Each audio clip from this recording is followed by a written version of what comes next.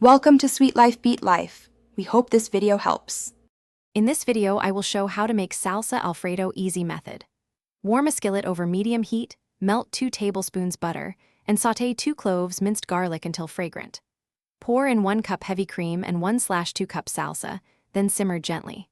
Stir in 1/2 cup grated Parmesan until smooth, season with salt and pepper, toss with 8 ounces cooked pasta, and garnish with chopped cilantro and a lime wedge. Start by measuring ingredients so you can cook without rush. 1 cup heavy cream, 1/2 cup salsa, and 1/2 cup grated Parmesan. Mince 2 cloves garlic and zest a lime for brightness. Heat butter in a skillet, sweat the garlic gently, then add cream and salsa. Let it reduce slightly, then fold in Parmesan until smooth.